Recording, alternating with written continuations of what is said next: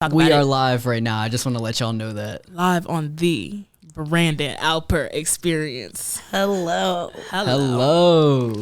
Okay. Good afternoon, everybody.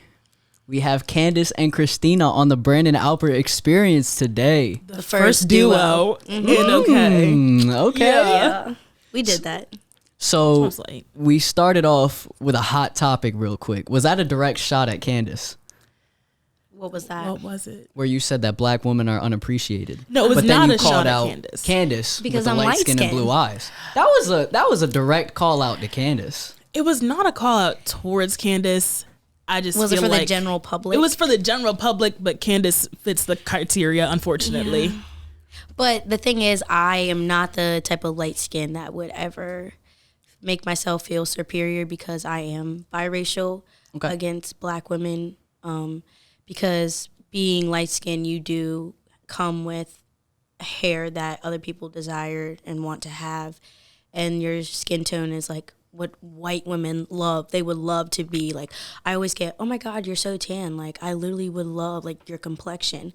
But I mean, if you meet me, I'm not that type of person that flaunts. Do you feel pressure to decide between which race you go by, or do you consider yourself just biracial? Yes. When people ask me, I used to say that I was black. I'm not trying to say that to be disrespectful, but I would never claim that I'm white because of my hair and my skin tone. Okay. But recently, I would probably say about 3 years ago, or maybe 4, when I first came into high school, people were like, Candace is black, like, da-da-da-da. And I'd be like, no, I'm biracial. Like, I think that's when I first started saying I'm biracial. And some people think that it's so, like, luxurious to be biracial, but then again, it's not, because like you have white people that think you're too black for something, and then you have your black family that thinks you're too white for something. So it's like you really can never win. I experienced that with my family all the time. But I mean, it can be uncomfy. There was a time that I had someone call me a mulatto, and it's funny because there's a rapper named Mulatto. I didn't know what that meant at first. I had to look it up. Yeah, I didn't know what it meant either until I was like, I would think I was probably 11. I said, this man at the grocery store called me a mulatto. My mom was like, what? And I was like, yeah, like he called me a mulatto. And then I looked it up and I was just like, okay, like that's fine. I'm not that. But I mean, there is some hate towards light skins. It's not as much because they are definitely glorified. As we said when we were on the phone with Kwasim LaRue. Yeah. But I mean, I would never be the type of person that says like, oh, a light-skinned woman is beautiful and a black woman is not. I'm just not like that. And I would never make my best friend feel like that either. I'm not really fazed by it anymore. Like, I hate to say that, but like for the past 17 years of my life, I've always been told that like light-skinned women and white girls will always beat me out, like hands down. Like, I always hear, especially from like black men specifically, black women are the last resort over their dead body. Even though their mothers are. Their sisters are. Black. Negro. Yeah. But no. I want a white girl. Oh my gosh. Yeah. Oh my God. You see her? Her hair is so long and her butt is so big. Da, da, da, da. Oh my, I would never date a black girl. They're just so ghetto. That actually is the number one thing people say, or black girls are ghetto. I can be ghetto when I want, but when I choose to be. Yeah, it's not, my personality should not be summarized as ghetto, you know. So why is there so much hatred towards black women from black men though? I think because they have the choice of choosing a white woman now or a biracial woman, because there's no segregation. Nobody really has an opinion on interracial couples anymore. Even though you do have those people that are like, you should not be dating a black person, you should not be dating a white person. Black people can be very prejudiced as well. My family, I dated this guy once and he was white, whatever. I don't even want to get into that. But my family was not happy. Like, they were like, why are you dating a white boy? And I was like, why does it matter? Like, you know, but yeah, it's not just always white people, but I think black men are definitely, they just know that they can have options. And I really don't understand what the hatred is against black women. I feel like it's self-hate, kind of. Like, they feel like they're inadequate, and they know that, like, them as black men and us as black women, like, are on the same playing field, and they... I don't know how to explain this. I want to say, like, white women and maybe biracial women, Asian women, or anything might not be hard on a man like a black woman would be. Yes, keep them accountable. Because it's like they're dating their mothers. Exactly. So I think that is definitely another reason why. Also, from my own experience, my stepfather dating my mother, he only was with my mother because really, like, okay, she was a white woman, but she could also provide for him. She didn't have any criminal history or didn't have any other, like, kids besides me, you know. So he saw an advantage of he could take care of himself, you know. And I literally just saw a meme, and it was like, black men will do anything to have a place to stay. And it was like this white lady's 600 pounds. And I was like, that is so true. Like, whatever they can do to not be with a black woman or to help them just be stable, I feel like that's what they'll do. I don't really know. My opinion, or what I've seen, is I completely understand the notion that black women cannot be racist towards white people, but at the same time, I don't think that it's okay to be prejudiced in the first place. Yeah. What are your guys' thoughts on that? I mean, I don't know. I'm not going to lie. I was pretty prejudiced because, a little personal, but growing up, like, my stepfather was abusive to my mom. Okay. So it kind of made me hate black men. Like, I just wasn't a fan of them. I was always uncomfortable around them. So, I mean, I did experience a time in my life where I was prejudiced, and I don't think it's right at all. I just feel like everybody needs to love each other and just, you know, even if you don't like them, you don't really need to talk about it. Like, just keep it to yourself if it's not going to help anything. Yeah, I think that people always just want to always say something at a point in time when the best thing for you to possibly do is just shut your mouth. Yeah, exactly. But I mean, it's America. No one knows how to shut their mouth, so. I sure don't. Yeah. I don't think anybody does. I think it's a good thing, but it's also a really bad thing. Because there's always pros and cons. There's always pros and cons. Yeah. But you guys were talking about interracial couples. What are your thoughts on Dr. Umar Johnson? Don't get me started. That man is a menace to society. Do you know who Dr. Umar is, Candace? No, I don't. Are you serious? So please educate me. Oh my God. I don't even know how to, like, begin to describe, like, he's very supportive of black rights, which is not a problem, obviously. However, he's very for blacks only dating blacks, and he will call them racial, I can't think of the word, names if they date a white woman or date a white man if you're either.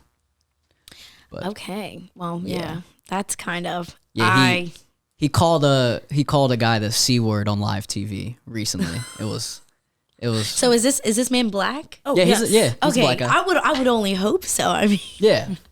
I have come across people like that are not the doctor guy. Mm-hmm.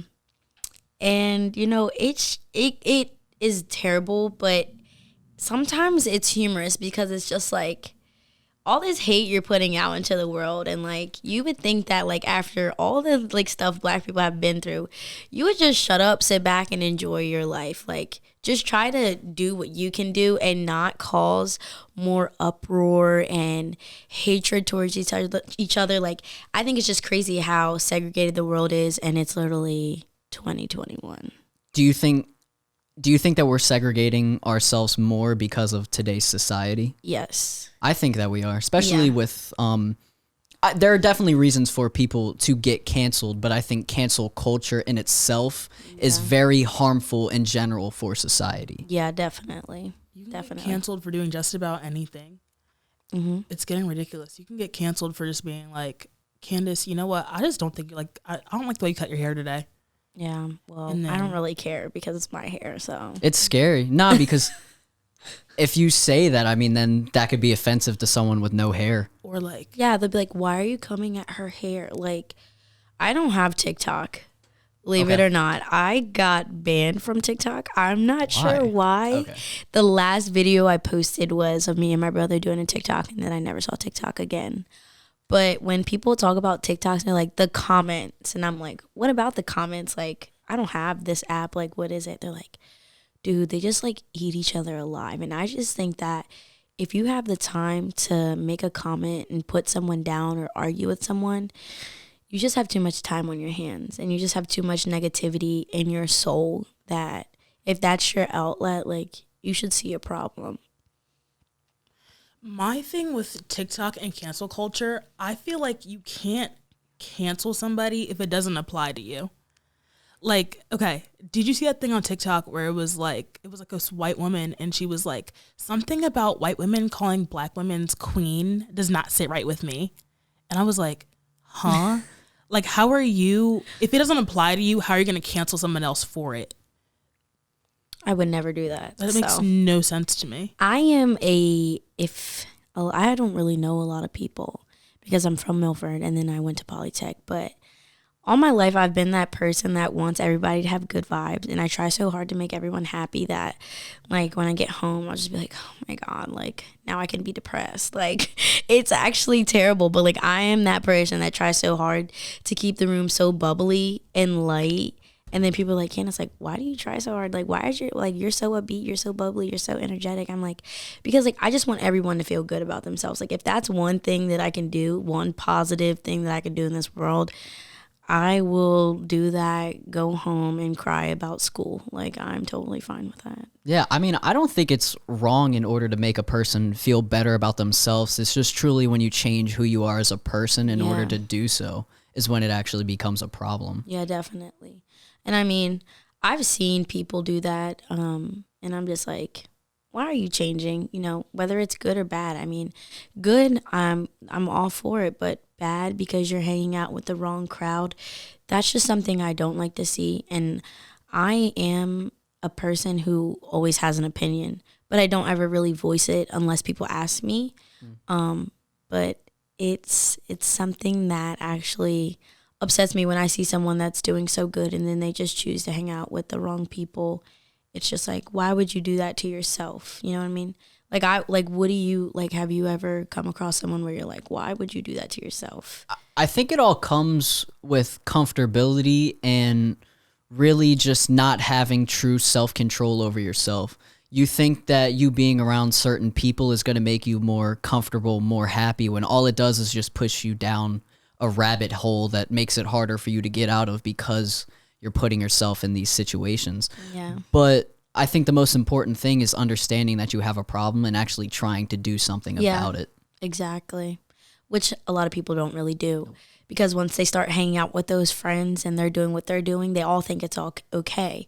So no one says anything, then they're all just doing things they shouldn't, and then something bad happens, or, you know, then they just never get out of that lifestyle, and it's just like they're regretting it, and, you know, it's just always bad, just bad vibes. It's scary too because have you seen the movie Menace to Society? No, I have not. It's a early 1990s film, and it's about a guy who gets into the hood lifestyle, but he's a very successful, very young, friendly kid.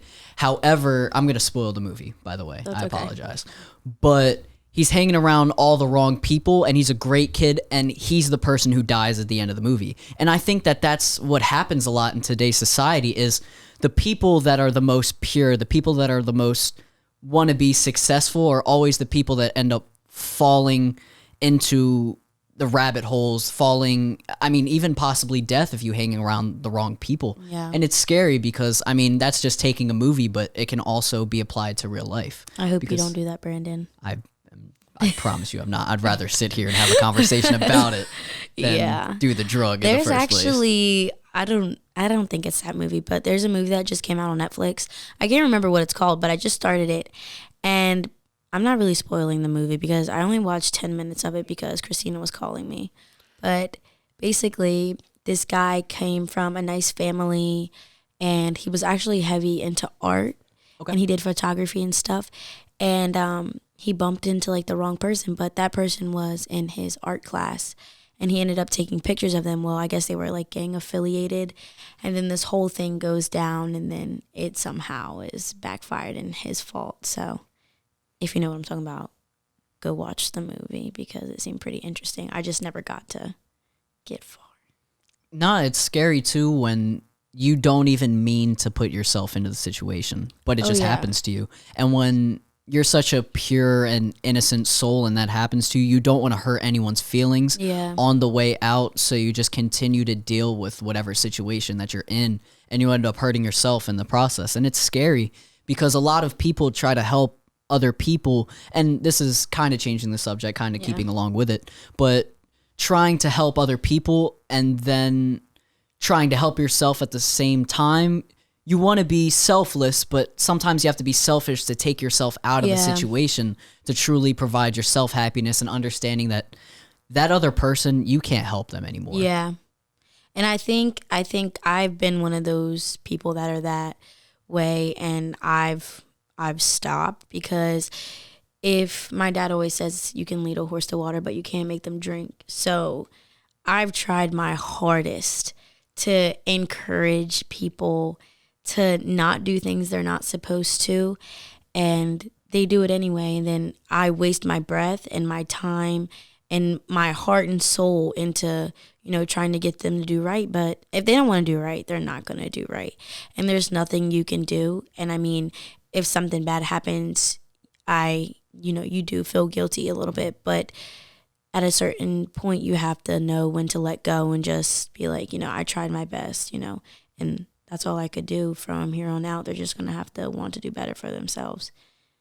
Support for the Brandon Alper experience is brought to you by Manscaped, who is the best in the world for men's grooming below the waist. Manscaped just launched their 4th generation trimmer, the Lawnmower 4.0. I'm one of the first people to try out the new Lawnmower 4.0, and I'm absolutely blown away by the performance. The craftsmanship and details on the 4.0 are next level. Their 4th generation trimmer features a cutting-edge ceramic blade to reduce grooming accidents thanks to their wonderful skin-safe technology. This upgraded trimmer includes a multi-function travel lock, or if you press the button 3 times, it will engage the travel lock. The Lawnmower 4.0 also consists of a 4K LED light that helps give you a precise shave where you can turn it on or off as needed. Did I mention wireless charging? The new wireless charging system consists of electromagnetic induction, which helps the battery length last longer. The Lawnmower 4.0 even allows you to customize your trim with additional lengths and sizes from 1 through 4. Get 20% off and free shipping at manscaped.com using the code Alper. That's 20% off with free shipping at manscaped.com using the code Alper. Unlock your confidence and always use the tools for the right job with Manscaped. Trust me when I say this, your balls will thank you. Do you consider yourself a guilty person, Kristina? I'm very guilty of that. I just feel like I always feel the need to try to help people, and it always nips me in the butt. So I always feel if I see you like going down the wrong path, I'm like, hey, like, bro, please, like, you need to get your life together. Mm-hmm.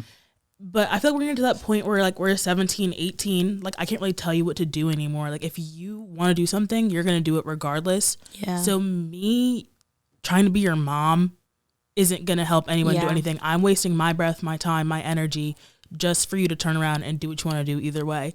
So it's kind of come to a point where it's like, why bother anymore? Yeah. And I think that's why me and Kristina are so like, we're good friends, because we're literally like the same person. Like we're those people that just want to give, but we don't receive. But now that we have each other, like it's like, okay, you give, I receive, you receive, the whole nine. So it's good to be able to pick each other up. And I feel like it's very hard to find friends now because everybody's into something different, and that's changing the topic. I feel like our generation, I feel like it's hard to fit in. And I went through high school, like I was like, where do I fit in? Like, especially going to Polytech, you don't have any friends in the beginning. Like, if you don't come from like the Dover area or anything, I came from Milford. There's like probably 3 other students that go to Polytech that are from Milford, and a lot of them left and went back to Milford. So it was like, I knew who I was, and I knew the people that I wanted to be around. And then I got thrown into this environment where it was like, dang, I have to start all over. But it was refreshing. I could tell you, I don't talk to anyone from my old school anymore.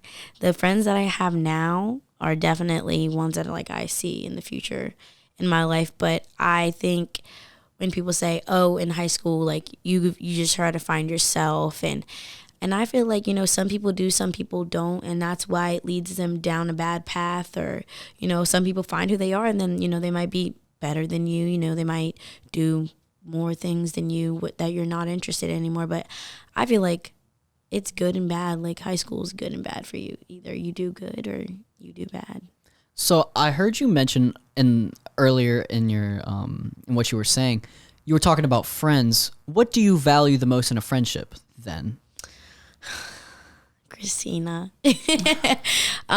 No, I do love Kristina, and it's funny because me and Kristina have not known each other this long. Like, as long as people think, like, we literally probably started like hanging out in like September. It was like, yeah, like October, September. Yeah, literally. But this. Yeah, because Kristina is very persistent, and I like that. Elaborate. I like, because you're very, okay, let's say consistent. You're a very consistent friend, and like I think that's very important because, you know, I want to develop a friendship with someone. I don't want to just be like, oh yeah, we hang out and text every now and then, you know what I'm saying? So I think in a friendship, I definitely, in females, most importantly, I think it's loyalty and trust. Definitely loyalty and trust, because I've lost many friends in my high school year.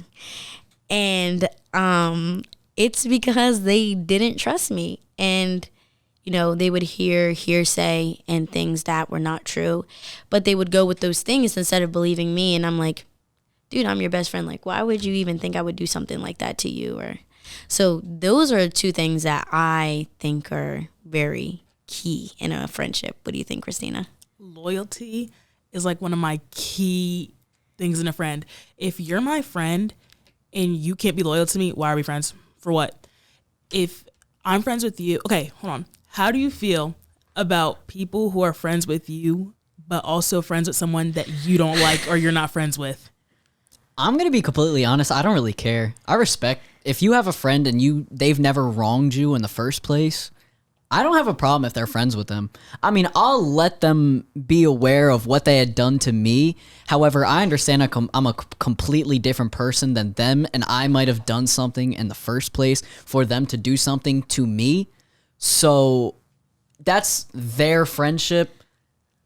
We had our friendship, which is why they hate me now. So I don't really care anymore, but that's my opinion, and I know, I'm guessing you guys have different opinions. I'm like in between, because I feel like that's a lot of guys. Like a lot of guys are just like, you know, whatever. Like, we're friends, we're not friends. Like, whatever. I don't really care who you hang out with. But Kristina, I'm gonna let you go ahead because you brought this topic up, and I know it gets you heated. I think it's partially because, like, as girls, like, we share a lot of stuff with, like, our friends. Like, we tell them stuff that we wouldn't tell other people. So I just feel like if I'm friends with Candace, right, and then Candace is friends with some girl that I don't like or I'm not friends with. Let's say Jill. Jill. Don't like Jill. Don't like Jill whatsoever. If you're friends with Jill and I'm telling you all my business and what I'm doing in my free time and my deepest, darkest secrets, what's stopping you from going and telling Jill my business? Because I don't like Jill and Jill don't like me. And that's the thing. Girls can be very, what's the word I'm looking for? Sneaky, conniving. Yeah, conniving. I like the vocabulary. Yes, that's exactly what I was looking for, because girls love to stir the pot. They love to eat porridge that is not theirs. And I don't like that. I've never been one of those girls that has gone back and told someone something that a friend told me, because I don't think that's right. I mean, somebody told you something out of, you know, confidentiality, but for you to go and say something, that's just messed up. But me, I've lost friends because I'm like, why are you with that girl when you know that girl did something very nasty and wrong to me? And you continue to, I mean, I think the last straw for me was when I was with her and the girl FaceTimed her and they literally just like had a whole conversation. And I was standing there and I'm just like,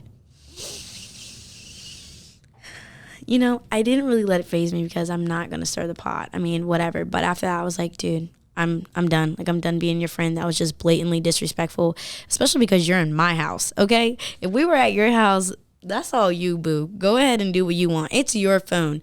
That's why I didn't trip. But don't sit here and disrespect me like that and then like have the camera on me and be like, oh, I'm hanging out with Candace. That's rude. You don't do that. So as far as that goes, I don't really care. Just don't come back to me telling me what they're doing and what their business is because I don't care. I stopped being their friend for a reason. Okay. Going back to what you said about eating porridge that isn't yours. Mm-hmm. How do you Goldilocks. feel about the statement, don't stir the pot if you're not going to lick the spoon? But see, the thing is, they never lick the spoon. They just stir the pot. And then it's like, oh, well, this happened. Oh, well, she told me this. I thought. It's like, girl, you don't even have your facts straight. Like, if you had this lined up and you could eat me up, honey, lick the spoon. You deserve it. But if you can't lick the spoon and you're just constantly adding ingredients and stirring, baby, you ain't going to get nothing out of the pot. It's going to be nasty. It's going to have a sour taste in your mouth. So please do not stir the pot and not be able to lick the spoon. That's what I have to say. And that's my analogy on girls being mean. Yeah. Okay. Mm-hmm. I think that was pretty good. I like that. I definitely put a lot of heart into that. I could tell. You meant what you said. You said what you meant. Exactly. I did. I think that hit a little home. I ain't can't lie. even gonna I was lie. getting a little heated with Is there a Jill. fan in here? Bro, can't Jill. stand Jill. Jill can get mollywopped for all I care. Jill can kick rocks. That's how I feel about Jill. Oh, that's how you feel about the statement. No Kick rocks. shoes. No shoes. All right. That was I think we should leave that topic because I think we should try and be more respectful. However, no, I'm not saying. I don't know if Jill is a real person. no, Jill's not Jill, a real we person. just made up Jill. I just made Jill up. Oh, okay. I don't even know a Jill. Never haven't encountered a Jill in my entire think life. I've- I've met like an older Jill, like somebody's mom's name is Jill. I know a girl named Jillian. Mm. I don't know a Jill though, and her name starts with a G, not a J. Gotcha. I was thinking I was thinking JIL. JL too. Yeah. Jill. Speaking of school, are you guys excited to graduate? Excited doesn't even begin to encompass how I'm feeling. I'm ready to get out of Dodge. I just really hope I graduate. This year has been hard for me. I ain't gonna lie. The below average has entered the chat. I have never felt so stupid in my life. My teachers have definitely tested my patience this year, but hopefully, I pray that we walk the stage because our names are very close to each other. So How have teachers been testing your patience? they've just been like, Aggie, like you submit something and like I did an assignment and she gave me a paper to do it and was like, this is fine. Just write it on here and submit it. And, that's all you have to do because I don't like typing and half the time I have my nails done. So it's hard. So she's like, that's fine. I'll just give you the paper and let you do the assignment. And so I did the assignment, and then when I turned it in, she was like, I can't give you full credit because you wrote the assignment. I need you to type it up on a doc. And I'm like, yo, I am not typing up this assignment after I just wrote pages and pages and pages of, and I'm in early childhood. So I had to do all these observations of kids and how teachers interact with the children. And it took me a long time to write that. And now you want me to type it up? No. And then you want to email my mom saying, oh, Candace isn't doing what she's supposed to do. Oh, Candace's grade is going to go like, dude, kick rocks respectfully. Not even trying to be impolite or disrespectful, but I was just like, why would you tell me one thing and then try to get me to do another? No. And I'm going to say no. That is one thing Candace will do is stick up for herself. That is very true. Yeah. I think that people in today's society, I think we're getting better at it, but I think a lot of people are afraid of sticking up for themselves, especially in the Zoom environment. Definitely, yeah. Because, when you really think about it, no one has their cameras on. No one actually wants to do the work in the first place if we're Yeah. sitting behind a screen. So when people, when teachers try to tell things to us over the screen and we hear each other, talking trash. I talked about this on an earlier podcast. When teachers are talking trash, no one wants to say anything just because we're afraid. I think that people, maybe if we're in person, might be able to be more likely to speak up, but Brandon, it feels pointless. I need to interject here. I wish that you were in my, what was it, statistics class this year, because the Zooms were definitely not what you were describing. Okay? Seriously. I had a math teacher, and I'm not going to say any names because I just want to leave names out of it. Sorry.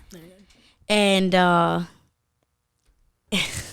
she's not the best teacher. And it led to her being disrespectful towards us and the people that were in the class. It was, I'm going to name someone. Okay, for instance, and this is good. Corasia Benson. Okay. Jasmine Kellum.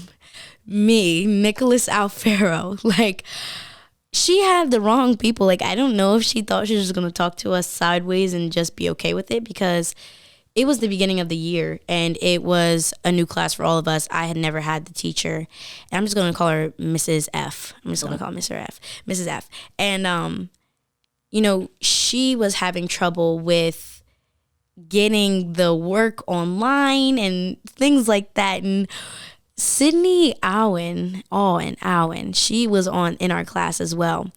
And we were all suggesting to Miss F, why don't you try to put everything in a folder for each unit and do this and do that? She's like, no, I'm not doing that. And like, would be like, you guys need to like do your work. Like, we'd be like, okay, like, could you just make it the time like 11:59? A lot of us are working, you know.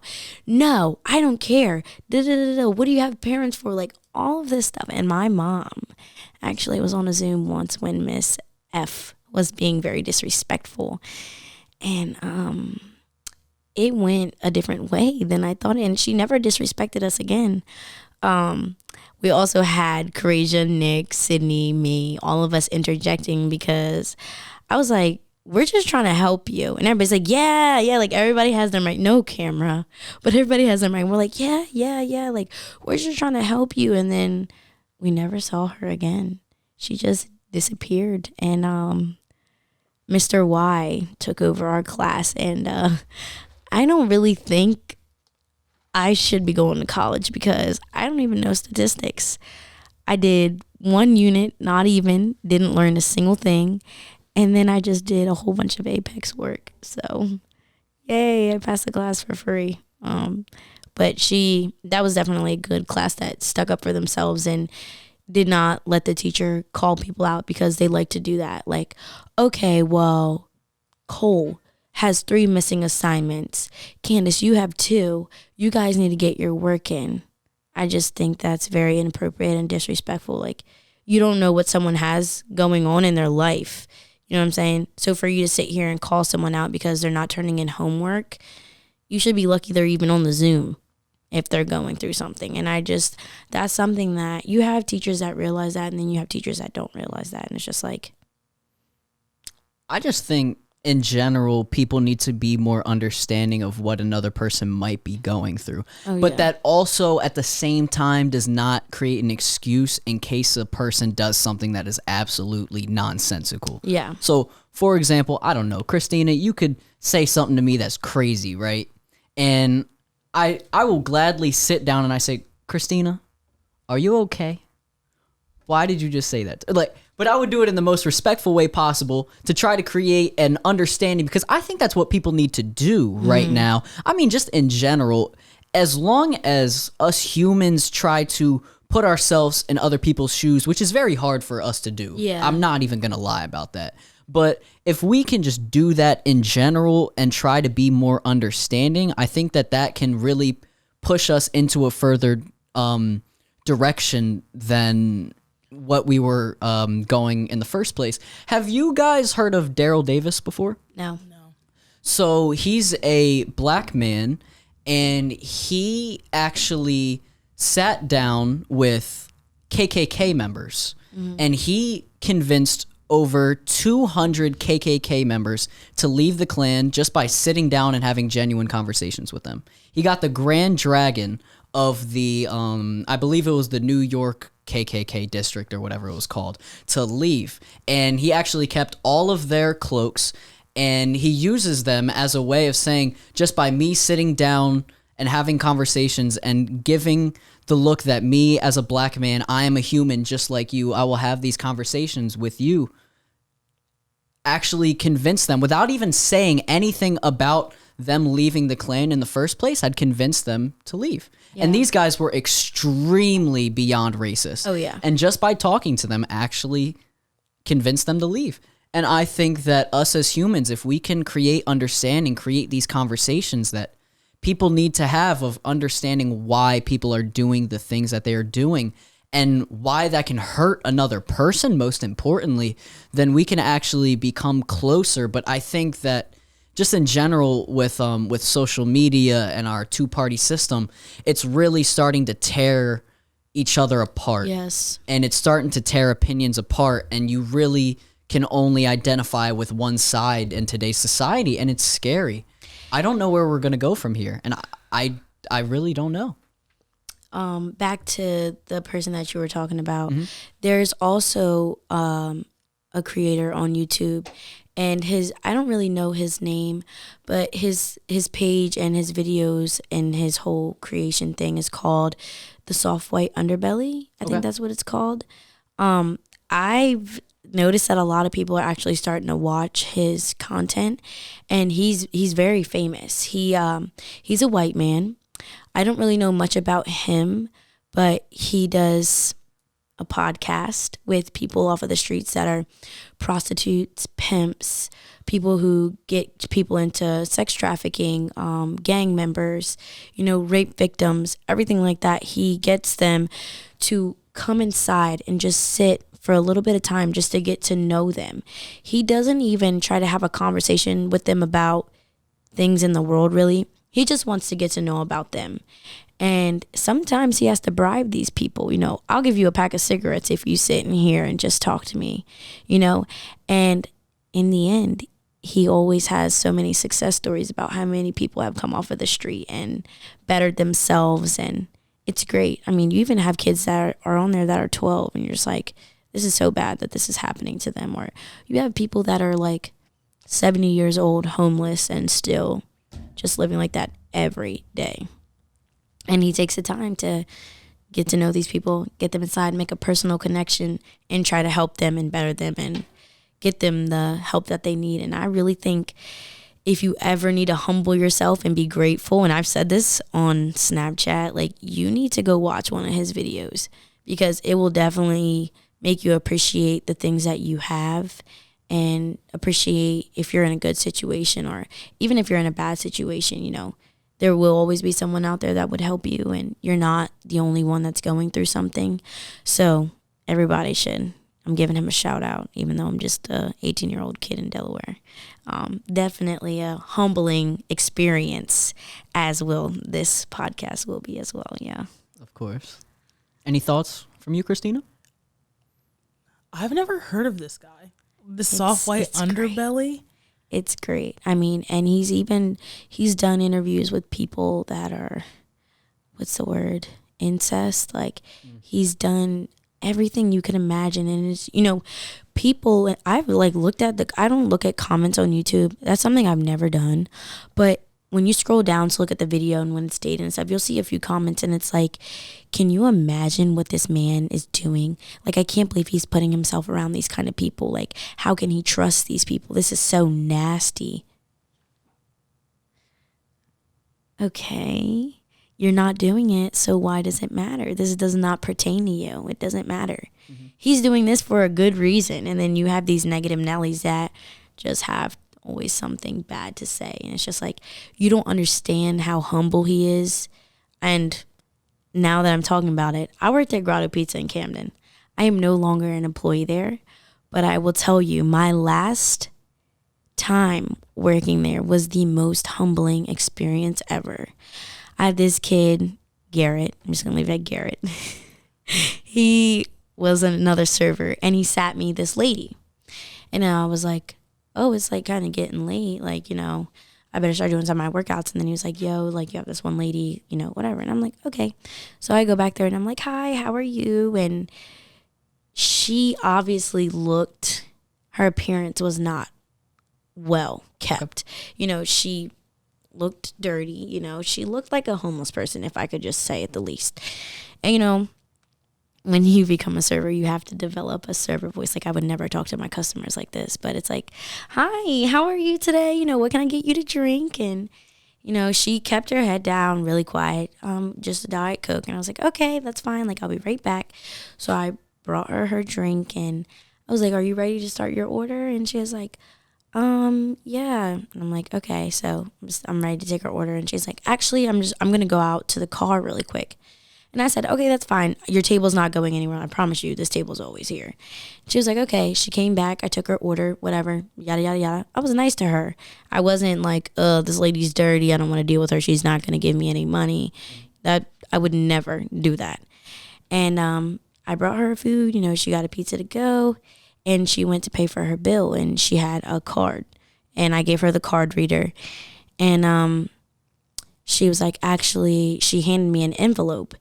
And I was like, oh, God, like, I don't know if I should honestly take an envelope. Like, I don't know what I should do. But I was like, you know what, whatever, I'll take it. And she actually wrote a letter in the envelope and put $200 in the envelope. And basically was telling me that I'm a child of God and that I need to realize how sweet I am because I served a woman who looked the way she looked and stuff like that. And I cried, okay? I'm not even gonna lie. I think I'm a gangster, but that hit me different. That hit me on a different level because, like, me out of all people, like, oh my God, it was just a very humbling experience. And, you know, I gave her a hug and she was like, are you sure you want to hug me? And I'm like, dude, yeah, I'm going to hug you right now. Like, you just blessed me. And she's like, you know, you just blessed me. Like, I'm so glad you didn't discriminate against me because of the way I'm dirty. And I was like, no, I would never do that. And, you know, it was just a very humbling experience for me I hope no one would ever treat anyone like that. But yeah, I've experienced something like that. And I feel very lucky that I've experienced something like that.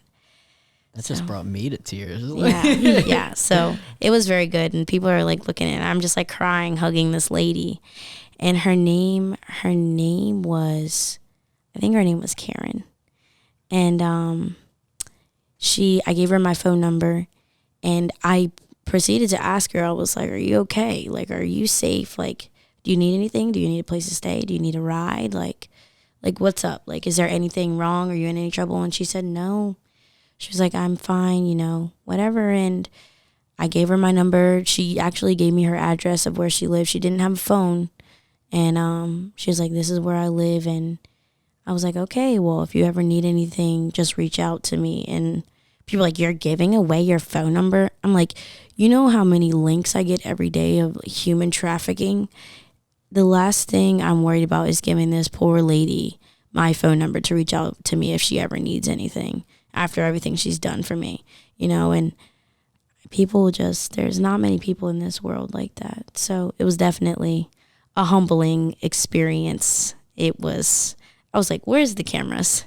And I was like, oh, this is actually real life. Okay, well, all right. And I just felt very rewarded for being a nice person. I can definitely say I'm a nice person. I can be ugly when I want to, but I try to be nice as much as possible. I try to be a Brandon, a very nice, gentle kid. I don't think I'm that nice. A lot of people credit me as an extremely don't even try nice to act like a person. bad boy. Have you met yourself? Everybody's like, Brandon Alper. Everyone's like, Brandon, he is so nice. He's such a good kid. He's always got a smile on his face. He's so smart. He's always willing to do this. He's just and I ain't calling you picture perfect because I'm sure there's things, you know, but I definitely think you deserve credit for being so nice and lively. That's what I'm looking for. Lively. I don't think I've ever heard anyone say anything bad about you. Like, ever. Yeah. Like, no one's ever had anything bad to say. Like, you're just all around like a really like cool guy. Yeah, I definitely think so. I mean, everybody's like, Brandon always brings the energy, man. And I'm like, yep, that's Alper.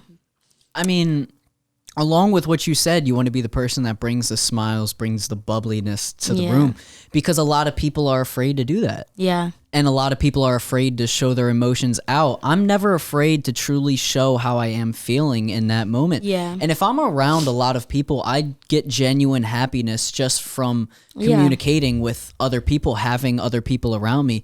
I can, in a sense, feel affection not by physically touching, just by feeling the hearts of other people in a room with Yeah. me. So I want to be the reason that someone has a smile on their face, because people have done that to me before just by doing funny, sweet, genuine things. And if I can do that, but from a place of not selfishness and me wanting to just give other people happiness out of the own kindness of my heart, obviously there are aspects of me that are selfish, and I'm not going to lie about that.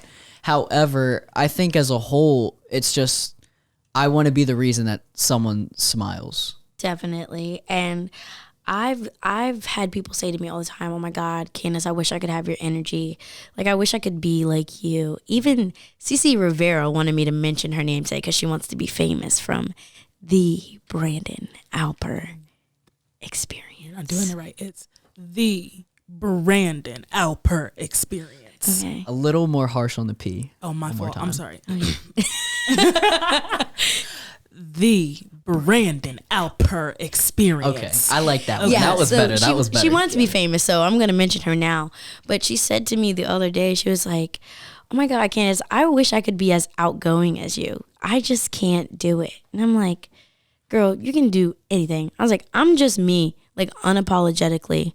I am me. I don't care if I get on your nerves. I don't care if you are like, why is she always happy? Or, oh my God, like why? Like, dude, I don't really care. As long as I'm chilling and there are select people that I'm not bothering, I'm cool with that." I think it's a lifestyle. What, Brandon? See, that's the problem with me, though. I'm a little bit different from you in that aspect. I'm me, but apologetically. No, I am not. Don't care. I will never apologize for being myself, because I've always been outgoing, but I've also, when I get around certain people, I'm like, like maybe I shouldn't be myself, and then I stop and I'm like, "Nah, shorty, you got to be who you are. If they don't like it, they don't have to be around you, and that's that. But I'm not going to stop being myself for someone and apologizing for being so energetic. That's me. I'm sorry." If they don't like it, they can kick rocks. Yeah. That's how With I feel. no shoes. No shoes. Painful. They can step on Legos. Oh, yes. Walk of fire. Step on Lego. If you got an issue, go run a quarter mile on some Legos. If that's how you feel. Oh my God. I can feel the pain in my chest. Nah, I apologize too much, and it annoys me, but at the same time, I think that is me. But I have been working on not apologizing as much, just because I don't. Well, like I said, I like to be the reason why a person smiles. I don't want to be the reason that a person is frustrated or something. Yeah. So when I somehow make a person frustrated, I apologize for it. Oh, but, yeah. But I realize that, I mean, for example, say I'm taking someone's order in the Chick-fil-A drive-thru, right? Yeah. And I mess something up. I apologize for that. I shouldn't have to apologize. Maybe I should. But at the same time, I just messed up, right? I'm sorry for that. But at the same time, bro, you're speaking too fast. Oh, yeah. Slow down. Even though you messed up, I mean, you're allowed to make mistakes. My biggest thing is if you mess up and then they come at you like, "Do you Yes. not know how to do your job? Like, I said this, I said," hold on, shorty, because listen, I've been outside, like y'all sitting outside in the rain, the heat, the sleet, the snow. Like, the least you could do, like every time I go to Chick-fil-A, I tip the person that takes my order. Always. At least $10 or $5. Only because they go through a lot. Like, I say this like wholeheartedly, I could not work at Chick-fil-A. The expectation there is too high. And I am the type of person that I have a high expectation for myself. But the fact that you are so scripted and everything, like, I just, they expect too much out of you. I'm sorry, I'm not standing outside with a cone over my body to take people's food orders. I'm not doing it. I'm sorry. When they started curbside, oh my God. You know how many times I had to go outside when it was like thundering, pouring? Like, I'm sorry. Whoever thought this was a good idea can go outside, because I'm not going outside.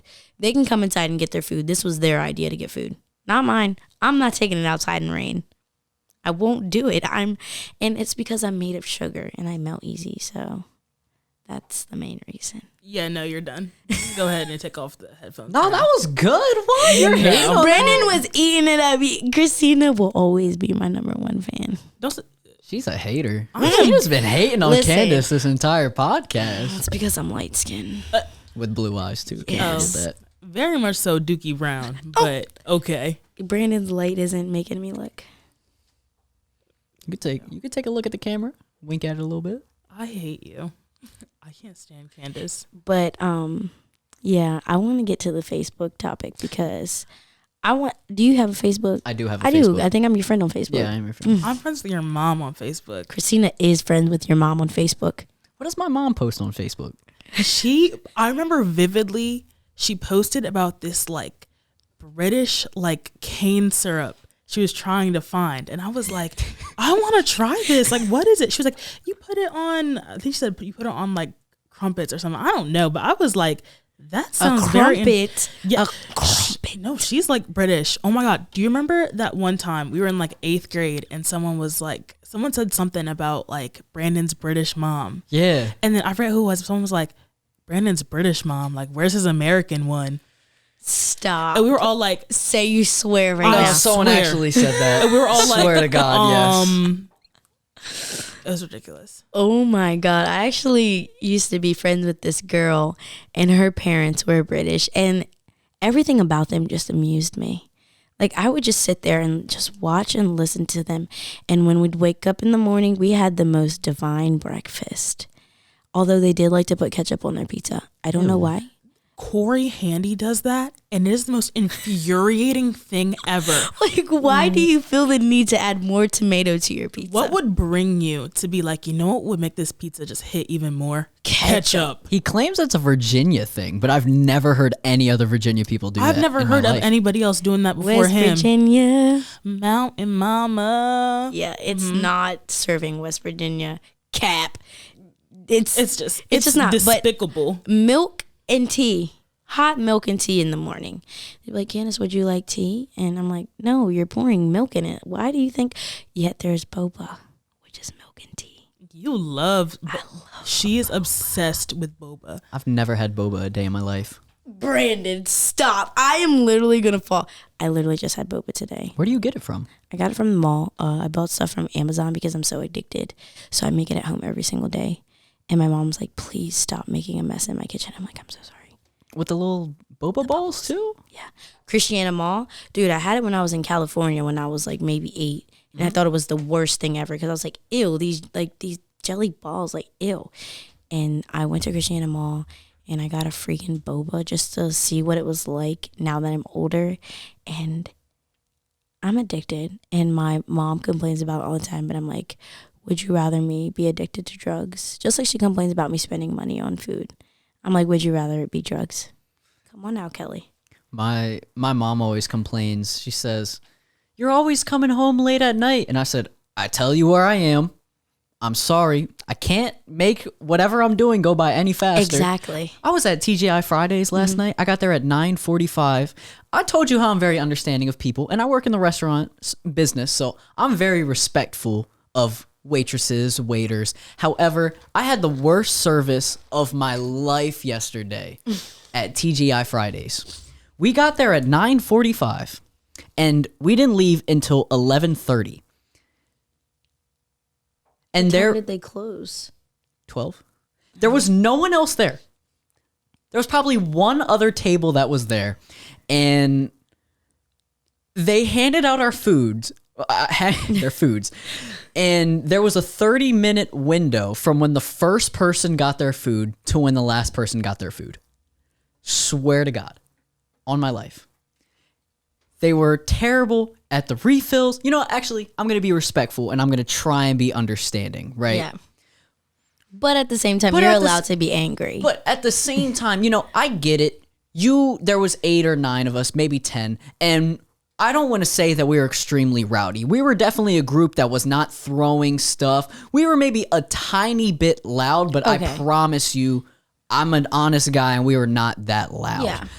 But I could tell that this girl was stressed, right? And that was fine. I completely understand if you're stressed. However, just try to communicate as best as possible. Yes. And just write stuff down. I hate when you're a waitress and you try to be cool by just listening to me and going through the back and doing whatever. I don't like that. I would rather, if you have everything memorized, still see you write it down on a piece of paper just to make sure that if you missed anything that I said, that we are fine and you're not going to miss that. But do you know how easy it is for you to say something to me and for me to completely forgot some little thing that you might have missed? For example, I asked for no green onions on my beer, cheese, and pretzels. Got green onions. I was pissed. Pretty damn pissed. I'm glad that you said that because I feel the same way. It is definitely something that frustrates me. I went to Stingrays in Rehoboth, and we had to wait 40 minutes, but I was okay with that because I wanted to try it. I love sushi, and I wanted to see what it was all about. This girl thought she knew everything, and I'm like, dude, I asked, like, I want no wasabi. I don't want spicy mayo. I don't want this. I don't want that. She's like, okay. And I told my friend, I said, she's going to come out here and this shit's going to be wrong. I know for sure. I know, Victoria, like, I know this is going to be wrong. And I'm sorry, but I'm that person at a restaurant. Like, I'm going to politely say it. I'm not going to go through the roof and be like, oh my God, like, are you freaking serious? This is not, comes and I'm like, yeah, this is wrong. You know what I mean? And I'm like, let's just eat what we want to eat. She's like, this is this roll, this is that. And I'm like, okay, it's fine. I'm going to let you walk away. I'm just going to get myself, because it's frustrating. I told you what I wanted. I gave you specific directions. You didn't write it down because you thought you could memorize it and you couldn't. You know what I'm saying? And this place is expensive.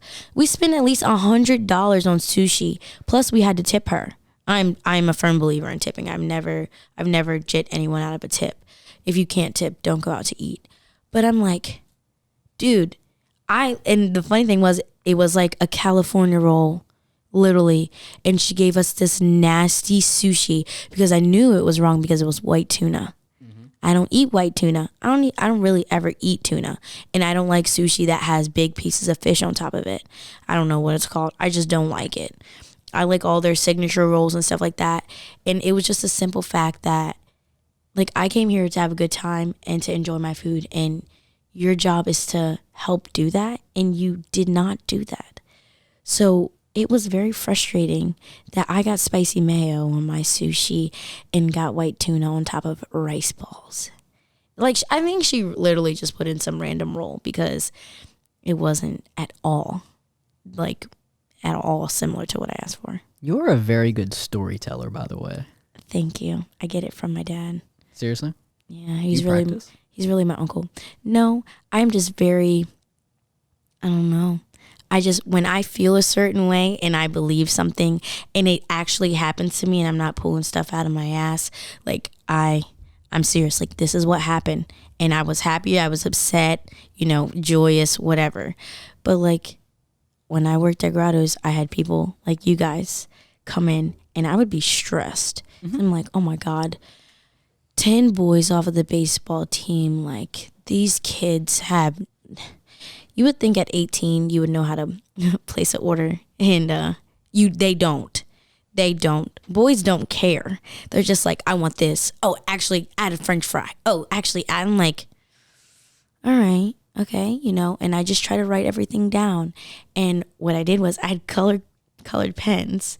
So they actually all had their jerseys on. So I just wrote their number and then I wrote their, like, what their stuff was, because I was like, oh my God, I'm going to get this all wrong. Mind you, splitting checks is not good. Don't split a check if you don't have to. Just Cash App or Venmo. It's very stressful because then, like, why do I have this on here? And I'm like, because that's what you told me you wanted. So when you said you want to split the check, yeah, I don't like working in a restaurant, but I feel like I have no choice. Retail is worse. I work at Old Navy and I hate it with everything. I mean, Gap Incorporated, if you're watching this, I didn't say that. I hate Old Navy so much. Part of my job is getting people to open like an Old Navy credit card, right? So every time I clock in, there's a goal, like, okay, Kristina, you have to open 2 credit cards today. And managers will be in your ear on the walkie-talkie, like, Kristina, where are my cards? Open a card. I don't hear you asking. Open a card. And the thing is, people don't want to open a credit card. When you come in, I'm people. when you come in, okay, Candace, pretend to be a customer, right? You bring yourself up. Hi, how are you today? I'm great. You find everything okay? Yeah, I was looking for this black dress, but I really couldn't find it, so I'm just gonna look online. Okay, do you want me to order it for you? No, I might order more than that, so I'll just wait till I get home. Okay, fine. Okay, total comes to $86.73. Are you using the Old Navy card today? No. Do you want to open one, save you an extra 30% off for the next 2 months? Am I saying yes or No. no? No. Are you sure? Get 10% off today and then 20% off for the next 2 months, and you get free shipping when you shop online. You sure? I do want to sign up. Okay, never mind. She ruined it. Yeah, because I didn't want to be the customer anymore. People are so rude. I get it. If you come in and you want to shop and you're like, But I don't want this. usually when you say that, I mean, I've been in line to see Kristina at Old Navy and they're like, no, I don't want to open a credit card. And it's like, bro, it's their job. People get livid. I had a lady go online and accuse me of credit card fraud. I got the phone call. Lady came in buying a cart full of stuff. And if you work retail, that's a sign. They might open a credit card because they're getting 30% off of $800. Like, you're going to do it. Lady comes in. I'm like, I got her. I'm on the walkie like, nobody ring her up. That's all me. Don't go near her. My customer. I want it. That's my card. I was ready to talk in it like it was a walkie. But I was like, yeah, that's me. Don't talk to her. She's all mine. She comes to register. And I bring her up for $800. And I was like, did you want to open an Old Navy card? If you open a card today, you'd save like $300 on your purchase. Are you sure? And she was like, I have a Banana Republic card. And I was like, damn. So if you have an Old Navy, Gap, Banana Republic card, it works at all of our partner stores. So I was like, damn. She was like, I don't have it with me though. I want to look it up. So she puts in her social on the keypad and it says card not found. So I'm like, yes. If you don't use like your Old Navy or Gap card for 6 months, they close it due to fraud just for your own safety. So I was like, it looks like your Banana card was closed. We can open an Old Navy card for you today. It takes like 2 minutes and then you get your discount. She goes, yeah, you know what? Sure. Gives me her ID. Beep, boop, beep, beep, beep. Have her put in her net income and her social. Bada bing, bada boom. She gets approved for Old Navy Visa card with a $1,500 limit. Put her purchase on the card. I give her pamphlet, everything. She goes on her merry way. Thank you so much. She's like, oh my God, thank you so much. Goes about her day. A couple of days later, I'm at work and I'm with my coworkers and I go on Reddit and there's like an Old Navy like Reddit forum. This lady wrote a fucking telenovela about how I committed fraud, I coerced her, I forced her, I did it without her permission, and how she wanted me fired for opening a credit card in her name without her knowledge. Mind you, to open a credit card, you not only need their ID, their social security number, their net income. And the thing about your net income is if, let's say you're putting in like your information and you make $100,000 a year, right? If someone put in $60,000, it's not going to go through because they're like, something's not right here. They'll make you call them and explain why there's a difference in the amount and they'll be like, yes or no. So my manager calls me in the room and was like, Kristina, something's not right here. This lady is insisting that you committed fraud. Like, what do you want us to do about it? I was like, what do you mean? What do you want me to do about it? I ain't commit fraud. She gave me her ID and she put in her social and all of that and she got approved and she went about her day. And then she called the store and was like, I want her fired. What are you going to do about it? Like, I want her fired. She did this in my name and I'm not okay with it. They had her watch the tape with my managers. And mind you, like the tapes have like audio and video recording. In 4K, you hear me say, did you want to open an Old Navy card today instead and get your discount? She goes, yeah, sure, why not? And hands me her ID. It's the yeah, sure, why not for me. And hands me her ID and proceeds to open the card. And they're looking at her like, ma'am, I thought she wanted opened that money one. back. She wanted to get her discount and go about her day and cancel the card. If that's how you felt, just do that. If you wanted to call Synchrony Bank and say, you know what, I don't want an Old Navy card and cancel it, you could have done that. I don't know why she brought my name into it. I don't know why she calls the scene. Exactly. But I mean, you always have to have that experience at every job. Working retail has taught me patience like nothing else could have. Definitely not that. I think the thing about when I worked at Grotto's was like, I could just walk to the back and be like, oh my God, these people are getting on my nerves. Like, I literally, and then I just come out there and be like, of course, like, I'll get that right out for you. But I don't think people understand, like, we're making minimum wage to deal with your attitude. I don't really deserve minimum wage to deal with half of the people that I deal with, but it's my job. And I chose to do this job. So, but I just need you to make it a little easier for me. They don't care. They're ruthless. I feel like it's like the older generation. Like they are, I don't want to say entitled, but like they come into a store and they feel like you owe them everything. They'll pick up something and they'll be like, this was half off. And you know damn well it wasn't half off. Oh, yeah. And they will insist, like, I want a manager. And managers will fix it. Just keep customers happy. Because they want them to come back and keep shopping. Exactly. Or if not, they'll cause a scene. I've had customers like flip over like all the stuff I just folded. Like, cuss me out, call me. I had a lady call me an imbecile. No, he's tired. No. Candace, you've been doing a whole lot of for the past 45 minutes. Okay, let Kristina talk. Exactly. Let Kristina talk. But it was just I funny have a that personal Brandon vendetta against Old Navy at this point.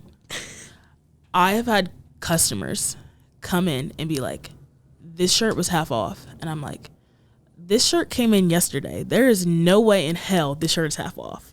So I'm like, you know what? Let me get a manager. Before they even do it, I'm like, let me get a manager.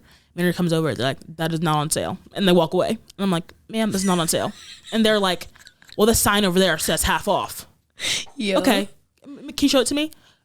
You walk over with them. No sign. Nowhere near it. And you're like, where's the sign? They're like, well, there was a sign here. So Literally. in the 10 minutes it took for you to walk from here to the cash register, the and sign do all of grew this legs. complaining. Exactly. I feel like some people wake up in the morning, they're like, how can I make someone else's life miserable today? Yeah. Yeah. My mom can be like that. And it's actually pitiful. But I mean, she has nothing to do with her life. So sometimes I let it be exceptional, but we are definitely the family that's like, you need to stop. Like, you are just doing this because you're miserable. Like, you don't need to make other people's lives miserable because you're not happy with yours. And she doesn't really like to hear that because she's like 75. Maybe she's 73. I don't really know. She's old. She just thinks she's entitled to everything because she's old and she's diabetic. Type 1 or type 2? I think it's type 1. Yeah. That's the worst one. Yeah. No. It is. Type 1 is the worst. Well, that's the one that it's inherited, right? Yeah. Type 1 is like genetic. And then type 2 is because like you eat like shit. Yeah. But she does. It's all of it. Like, she'll be like, oh, hey, Kelly. Hey, what'd you have for lunch today? Because she's a freaking diabetic. Like, dude, eat what you're supposed to. Oh, I had a spoonful of that Biscoff, that cookie butter. And then I had some peas. And then I had some graham crackers. That's all you ate today? Yeah. Okay. Well, when you're on the floor, I don't want to hear nothing. Yeah. Because she has.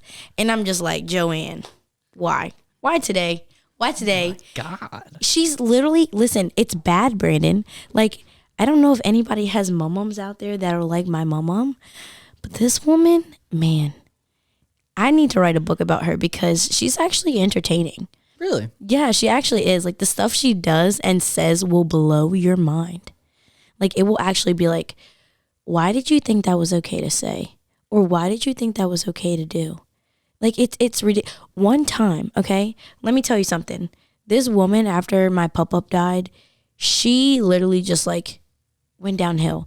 Like, after me and my brother got taken from my mom and her husband died, like, she felt like she didn't have anything to do. Like, she didn't have anyone to provide for, to take care of. You know what I'm saying? So she just stopped doing everything, and she loved to bake and everything, and now she does nothing but sits in the house in the dark and watches TV and buys jewelry off of TV. She bought a freaking Ninja that was like $200, $300. QVC? QVC, bro. And JTV jewelry. Oof. Spins bands on it because she has nothing better to do. And I caught her one night. I was in her spare bedroom. And I was sleeping, and I hear this loud, like, smack. You know, you smack the back of someone's neck. That's exactly what it sounded like. And I'm like, what the hell is going on? Like, I know this woman just did not. What is she doing? So oh my God, I'm ripping the blankets off. She's laying on the ground. I said, how did you fall? She said, I was trying to get the potato chips. Mom, it's 2:30 in the morning and you're trying to get potato. You are a diabetic. You're old and you're heavy. I can't pick you up. I swear to God, I tried to pick that woman up and I probably busted 10 blood vessels in my neck. Yeah. And after that, I was like, you're going to have to lay there for the rest of the night. And I went to sleep. And she sure enough got herself up off the ground because I was struggling. I probably could have popped a turd. That's how hard I was like, ugh, picking this woman up. She's sharing a lot of information right exactly. But listen, it's all cool, because though. it's for some potato chips. Old people don't care. They think they can do everything until something bad happens to them or they fall and then they're relying on you. Candace pick me up. Now she has life alert, so. That's good. It's great because then when she falls, the ambulance, and they come very often. At this point, she just needs to stop walking. She just needs to just like not walk because it's dangerous. Like one day it was Christmas time. We were looking at lights and we went and we were leaving. We were going to Tres Sorel. And my mom's like, wait, Brian, back up. I need to see if my mom got in the house okay. Sure enough, this bitch is laid out on the ground in front of her door. And mine's like, oh my God. All I could do was stop. Because imagine if we left and this woman just laying out in the cold. That would have been so bad. Like, she's just so, oh my God. I wish you guys could meet her. To change the topic from your mum real quick. Because you could keep going. And I think Kristina needs to tell some goddamn stories because Candyland over here. I have speaking so some many nonsense right now. I'm just saying, it's crazy. It went from entitled. My mom is entitled. Moral of the story. And she can be racist. I think it's just the generation. Even though she has multiple black grandchildren. You'd be surprised. Well, we were talking about how races are racist towards their own race. However, there was this one time I want to talk about entitlement and, just restaurant business in general. I was at Chick-fil-A and I was taking someone's order and a person took, I swear to God, 8 minutes to order a Chick-fil-A sandwich. Just one sandwich. Stop. I promise you. I walked up to their car. I asked them, I said, what would you like? And they started off with a sandwich, right? And they said, well, they wanted to add something. So they then added something. And I was, just taking their order. I was trying to be calm. However, they then called someone. I don't have a problem if you have to call someone in the Chick-fil-A drive-thru. That's fine. I understand. You want to know exactly what they want. I get that. But then they hung up. They called another person. And it was about 5 minutes in. And they added something. And then they said, well, actually, I don't really want that anymore. So then they got rid of that and then add another minute. And by this time, I've had about 3 people start honking their horns because this person I've been taking their order for this long. Not honking their horns. I promise you. Chick-fil-A drive-thru. That is ghetto. That is actually ghetto. Yeah, people behind them started sin. honking their horn. And it was so funny too because you know how there's 2 lines in the Camden Chick-fil-A drive-thru? Well, there's one line, right? And completely full of cars. The other one, there's barely any cars in the line because everyone's just sitting behind my line because they're waiting for this person to finally finish me taking their orders. And it was funny as well because I'm taking this person's orders and we usually have 3 people outside, 3, maybe 4. And I was in the front of the line because, it took 8 minutes. So obviously every single car in front of me was taken already. And I'm right here, and then the other person from the back is all the way back here, and they're all the way in the back of the line taking the car's order that's back here, right there, and they just took 7 or 8 cars, and they're just waiting for this one. Sorry about that. They're just waiting for this one person to finally finish their order, and they finally finish it, and all they got was just a regular chicken sandwich. Just one. Not even a meal. Not a meal. Just one was just a after chicken all the tip. people they called, they didn't get any other food. Yes. This is why I couldn't work at Chick-fil-A. I would be no. I was standing there and I just walked. I just started walking away. I just started shaking my head. I didn't know what to do. I didn't know whether to be mad, whether to start laughing. I said, this is what I get paid to do. This is Yeah. what I get paid to deal with. Exactly. And the most frustrating thing is when like I hate, the only thing I hate about Chick-fil-A is having to drive and you guys walk next to the car. It makes me so uncomfortable. Like people Why? at Chick-fil-A, I just don't like it. They're like, and I'm just like I hate it. Do you not feel the same way? I don't.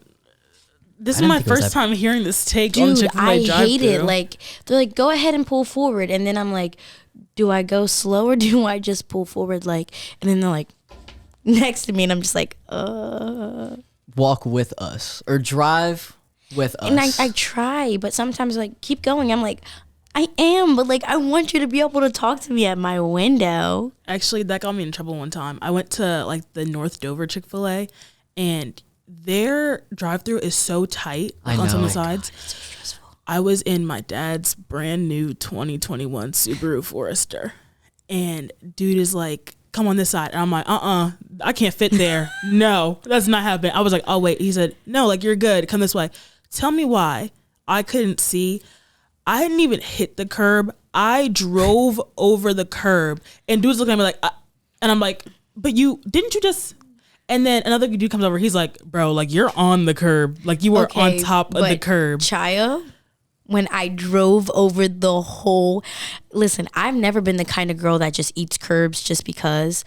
Like if I have to be this close to it, close you to eat a curbs? car. I eat curbs. If I have to be this close to a car, like I will do it to not hit a curb. And Christina's drove with me before. Like I hate live- driving with Candace. Candace, listen, no, hold on. You've been doing a whole lot for the past. But how long? it was this big thing 60 full of minutes rocks. and some change. No, hold on. Candace always drives like she wants to arrive in a body bag. I don't. No, you do. Candace be bobbing Christina and weaving. drives like a grandma. I do not. I drive like I want to arrive alive. Okay. You She do drives not. like a grandma. I do not drive like Okay, a grandma. and I drive Who like I drives want to more? get there Don't safely. Listen to her. Listen to me. Who drives more? Me. Because Just because you drive more does not mean that you're a safer driver. I give her the option to drive because she complains about my driving as she did when we were coming here. Okay. But I said, do you want to drive? No, you drive. I don't want to use my gas. And I always drive and I get tired of driving. Is that why you try to kill me every time we go somewhere? Maybe it is. But if you don't like it, then drive. Or just like shut up. Shut up or drive. Shut up and drive. Like Riri said. You have a choice. Either you drive or shut up. And you have a choice to arrive alive or in a body bag. Sometimes I wonder which one you're trying to pick. Moral of the story at the Candace will Chayo bob on and Lebanon weave. Street. Whatever it is, near Lebanon, whatever. I ate. Alper, like I literally almost peed myself. Like I started crying. I called Kristina. Like it happened so fast. I didn't know what. Like I was like, oh shit, do I have a flat tire? Like what is happening? And you know how they have those things by the light poles that are like full of rocks. And it's just, I know exactly what you're talking about.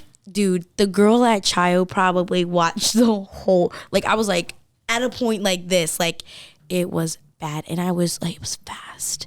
So she's like, boom, boom, boom. And I was like, oh my God, what was the boom, boom, boom? Like, and then I realized that I just ate this thing and it was near Subway. And I saw the person like, and I was just like, this is so embarrassing. Like, I really just hope that no one is really watching or witness this because that was absolutely embarrassing.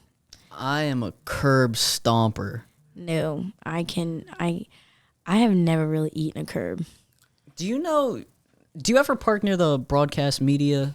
No, Parking? but I know where you're talking Okay. about. Because, like, that's where we went for driver's ed. Yeah, right? exactly. Well, sort of. Sort of. Every But it's single- like on the other side. I cannot tell you the amount of times I've taken a right and eaten the curb outside of broadcast media.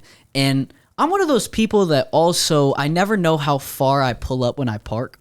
So the Oh, me bottom either. of my front bumper is destroyed. It's been sanded. It's done for. Yeah, it is. It's bad. I think that's only happened to me once, and I was parking at Grotto's, and I pulled up just a little bit too far, and it was like, and I was like, oh my God, like I need to back up, and then when you back up, it's just like, and you're like, oh my God. But that's only happened to me once. Like I've never really had that happen a lot. I've eaten a curb once in my life, and it was at the North Dover Chick-fil-A drive-thru, and it was thanks to the employee, because I told him, I was like, bro, I cannot fit there, and he was like, you have room, go. And I was tilted like this on the curb, and he was like, damn, like you're on the curb, and I was like, no shit, I'm on the curb thanks to you. They think, I also think like they don't understand, like one thing I hate doing is driving to the beach. I love driving to the beach. Oh my God, my anxiety just bust. Why? I have no idea, Alper. I really don't. Like if someone else could drive to the beach, I would be so much happier than me having to drive, because like I used to drive a stick shift car, and driving to the beach stressed me out. Like it was just something that I could not handle. Like it was bad. And I would tell my mom, and I was like, well, you're going to get a lot of like leg work in today. And I'm like, yeah. So then like the slightest break, like you would have to shift a gear, and you're clutching and you're braking, and it was just like, and I just think I have PTSD from it. Like I just don't like driving to the beach. It absolutely stresses me out. But can we talk about Facebook? Keisha, Nikki and Kenny. Kristina used to ignore my Facebook stuff. Facebook was not for me at the time. I thought it was for old people only until Candace put me on. You don't use Facebook either, do you? I only use Facebook for Facebook Marketplace. Ah, I got you. I'm one of those guys. That's my sister's husband. He's the same way. Really? He does like, he buys cars, fixes them up, sells them, or like will buy cars and sell parts off of them and stuff like that. He's a Mustang guy. But yeah, he literally, like, you could tag him in it. My sister posted their wedding pictures, and he did not like or comment on them. Austin he's something else. Like, wedding pictures. Yeah, it was bad. Damn. I have a question for you. Okay. We were talking about people earlier. By the way, just to explain the cut that we just had to make, there was a strong 7 to 8 minute conversation between Kristina and her mom, and then Candace and her mom. Mine was pretty fast, though. Nikki was lighting Kristina up. She did kind of But light that me up. explains why. They thought we were dead, okay? My mom said she saw my car in the driveway. She looked in Kristina, the your car basement. is in the driveway. I go into the basement. Out there. She's sweet. She means You do have good. a very sweet mom. She is very sweet. She just, it's because I'm an only child. Yeah. And they're Yeah. like, where'd she go? They probably thought I got kidnapped and like sex trafficked, and I'm like in the back I of some thought van. you were promise you that will dead. not happen. Not here. Actually, one time I was leaving work and someone put honey on somebody's car. Is that supposed to be a sex trafficking Okay. trick? Yes. I So didn't know the that. whole point of it is they put like honey on your car, and your dumbass is supposed to go over to the car and like la la la Yeah. la. Oh honey, let me take the time to clean it off instead of getting in my car and driving away. And while you're cleaning off the honey, they like That's when they steal snatch you up. Yeah. Okay, I gotcha. saw something about how sex traffickers take what are those Zip ties. Yeah, and they can zip tie your car to another car. They do that and shopping carts. In the Dover Mall, it's happened too. They'll zip tie a shopping cart to your car. So while you're trying to cut off the shopping cart, they snatch you too. And another sex trafficking employee, they'll hide under your car like with a switchblade, and yeah. they'll slice your slice it. Achilles so you can't run away. If your Achilles is like sliced, you're not running away. That's the main one that I've seen. I've never seen the other ones. But every time I walk to my car, I look under my car. That, and I look in my back seat. I Yep. check my back seat Me too. too. I'm not even gonna lie, because I mean, It doesn't matter whether you're a girl or Yeah, a boy. I was Like gonna say the same safety thing. is key. Like our world is crazy. Like everything, you never know what's gonna happen to you. Especially when you see stuff like locally happen, you're like, bro, like I live in Delaware and this is happening. Like that's so sad. But yeah, terrifying. I think everybody needs to be aware of their like surroundings. Like My thing is like if I'm parked somewhere and like I'm parked next to like a big van or like a big, like a Suburban, or like any car that looks like the person occupying the car could overtake me, I'll climb through the passenger seat. I don't care if I look dumb or crazy. Yeah. I will unlock that door, look under my car, look in the back seat, and climb into the passenger seat. You will not catch me. This is a true This shit statement. is not sweet. Oh yeah, I've literally almost gotten kidnapped at the Milford Popeyes. Yeah. Can you tell us about this story? Oh If my you don't God. mind I talking didn't think about you guys wanted to hear another story, but it was my friend Victoria's, I think it was her, it might have been her 17th birthday. And, or maybe her 18th. I don't really remember. It was her 17th. And she fell in love with Popeyes chicken sandwich. And I was like, you know what?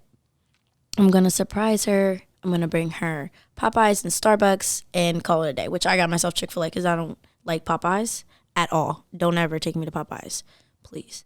So I went to Popeyes, and at the time I had my Mini Cooper, the stick shift, and I get to Popeyes, and when I drove my Mini Cooper, even though it was small, I never took it through a drive-through. That car never went through a drive-through when it was in my care. I was too scared that I would stall out or just something bad.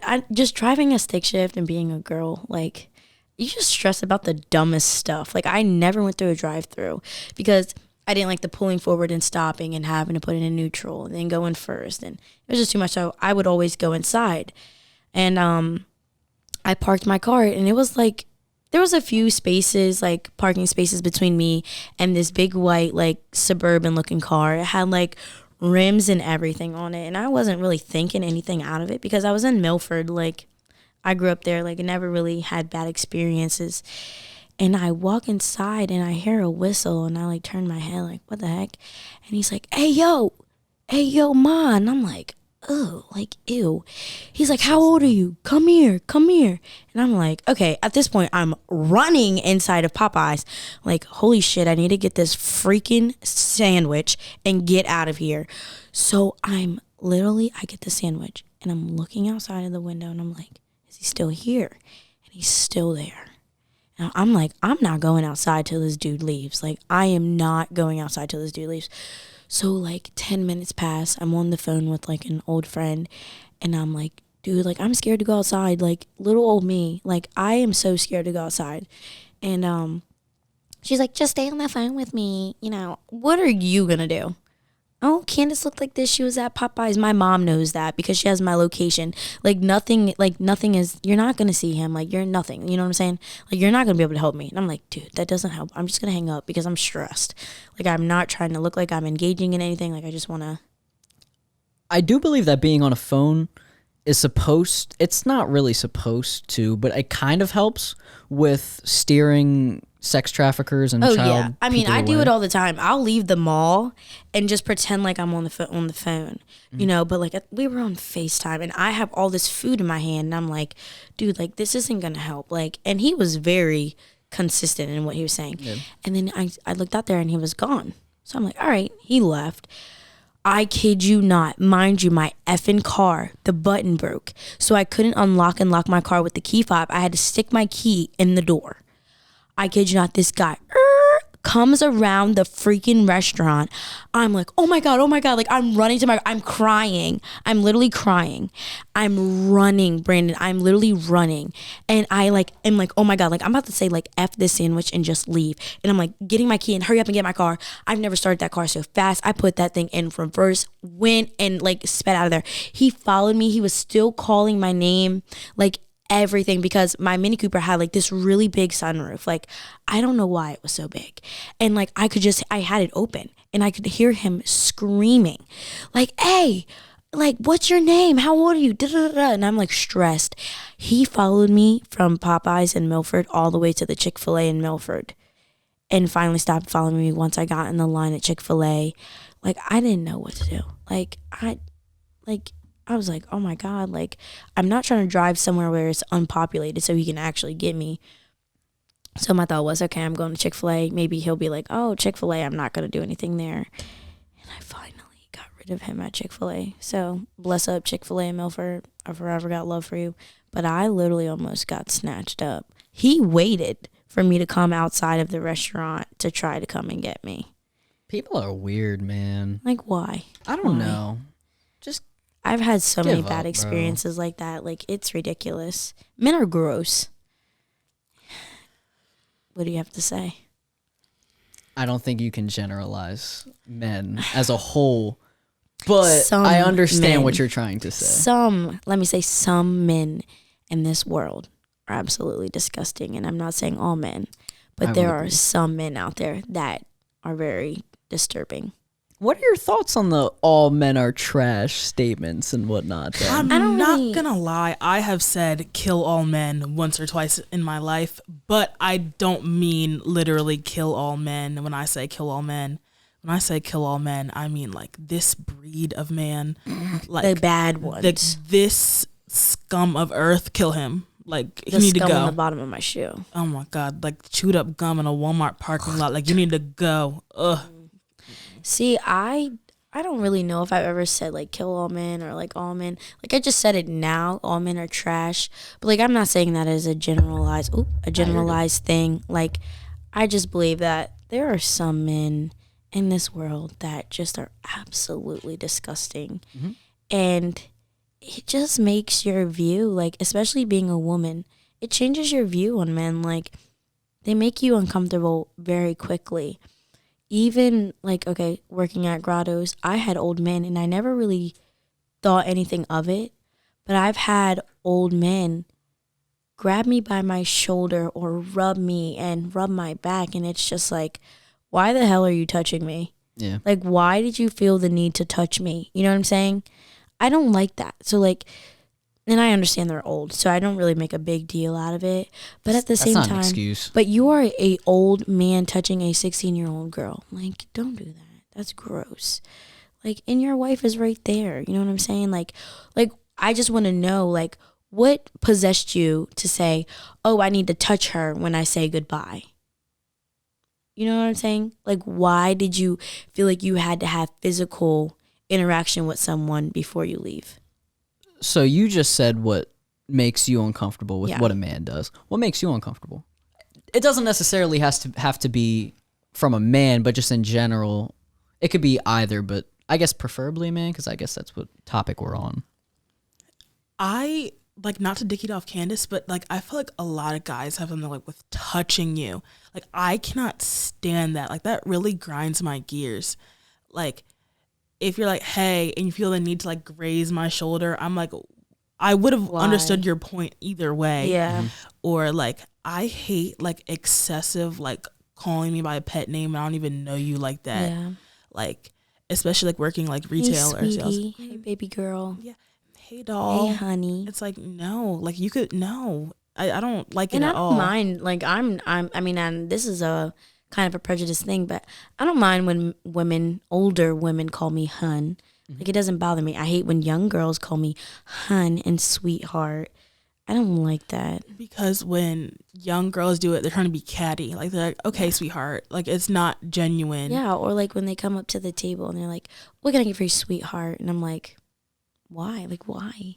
Why did you have to call me that? Like, it's just something. I'm sure boys don't mind it. Like, I don't really feel like they would like get that. I just feel like girls can like see like girls being a certain way. Mm-hmm. I call most guys that come through the Chick-fil-A drive-thru sir, even if they're about 18, 19 years old, just because I don't know. It's a respectful thing. It's a respect thing. Just like, I mean, I call young girls ma'am. And they're like, and I'm just like, no, so do I. I'll call an Yeah. 18, 19-year-old girl ma'am. Unless I know them, I'm not going to call them ma'am. But right. I don't know. And I mean, there are women that make me uncomfortable too. It's not just men. I mean, when a woman feels the need to comment on my body, ooh, that is something that really makes me uncomfortable. Or like, I wish I had such and such like you. And I'm just like, what? Like, why did you feel the need to say that? No, like me joking amongst Kristina or my friends, like, hey, you got a lot of junk in that trunk. Like, I wish I had that, girl. Like, it's different. But a complete stranger to come up to you and be like, wow, like, you have a really big bottom or something like that. It's just like, why would you say that? Yeah, why do you feel the need to say that in the first place? Like, why are you looking at me like that? I feel like a lot of people have no filter. Like I remember one time I was working and this dude was shopping like for his wife or his girlfriend or whatever. And he was like, my girlfriend like is kind of built like you. Like she got a lot of ass like you. Like what size jeans do you wear? And I was like, this man could have been my pup up. I was looking at him like, a 16, but they're over there. And I went about my business. Like, I just feel like they don't care. They don't read the room. That's the issue. Like, they just say whatever comes off their dome and they don't care. This is true. Like, people like, and sometimes I don't know whether I should laugh or be serious. It's like, should I like laugh or should I be like, no? But what's crazy is like, if you laugh, they're like, I didn't say anything funny. Yeah. They're like I said what I said. I never really know how to react. I know I don't, so I'm just like, eh. That's one of the things I'm like, I make myself busy. Yeah. I'm like, oh, you need me at shop 30? Okay. I'm sorry. I'll be right back. I don't come back. But like, I don't think people realize that, like, you know, women obviously, and I might get a lot of hate for this, but women get it a lot easier when it comes to the whole sexual harassment, you know, stuff like that. Like, people think women are so innocent. And I'm that type of person that's like, no. Like, men are bad, women are bad, men are good, women are good. Like, and I mean, I know men, and I'm not saying all men, but, you know, men have a history of sexual harassment, sexual abuse towards women. You know, everything like that. And women really don't. But at the same time, like, you just can't, you know what I mean? You just can't be like that. Like, you just can't. And I might get attacked for this, but I don't think that you can go around saying believe all women and not say believe all men, because I think that that's sort of a double standard. Oh, yeah. And that's something that, I mean, I know double standards are, like, everyone knows double standards. Yeah, of course. But when it comes to, like, touchy topics like that, like, that's when I'm like, okay, you have to understand, like, both sides, like you said. But when it comes to certain stuff, like, women should be able to work in coal mines, like, heck yeah, they should. But at the same time, I am no feminist. Honey, you're not going to see me in a coal mine. You're not going to see me driving a train. It's just not happening. I'm not a feminist at all. I am not like, oh, a woman should be able to do this because of a man. I'm like, that's what a man does. Let him do it. Like, my dad, me and my mom are not feminists. Like, my dad will go and do all the hard work while we're inside cooking. I don't want to go outside and get my nails dirty or sweat. Like, it's just gross. And people are like, Candace, you need to be more supporting of women. And I'm like, I do support women, just not in the way you want me to. And I mean, I'm okay with that. I'm allowed to have my own opinion. But, like, how do you feel about that? Like, I feel like feminism is kind of required. Like, if you're a woman, like, I feel like women have constantly been told that they can't do the same thing as a man. Yeah. Yes. And me personally, there are certain things that men do that I will not do. Yeah. But that's not going to make me tell another woman, you can't do that because you're a woman. Yeah, I agree. Like, you will not see me outside in a cornfield picking corn. If a man wants to do that, go ahead. I'll support you from inside. If another girl wants to do that, hey girl, go ahead, get your coin. Exactly. And I'm going to support you from inside while my nails stay done and I'm not, no. Yeah, and I am a very prissy girl. I mean, my family is nothing like that. Like, my family, top tier country bumpkins. Like, I live on a farm, okay? I mow grass. I pull weeds, I get my hands dirty, I shovel horse poop. Like, I do all of that. But at the end of the day, when I'm done working, I'm going to go home, shower, and make myself pretty all over again. Because I just like keeping that image. Like, I like keeping up with myself. And I've had people tell me, like, you're trying too hard. Like, no, I just like having a good appearance. Like, I like looking good. Like, all means, I'm not trying to say like I'm hot shit, but like, I like to keep a nice appearance. I like to keep my nails done. I like to get my lashes done. I like to keep my hair done. And I genuinely don't think that should like be a problem and bother other women. Like, I'm sorry you don't get your nails done. That's your choice. And it's my choice to get my nails done, which I've always had people, how do you wipe your butt? I have like older ladies come in and be like, how do you do anything with your nails like that?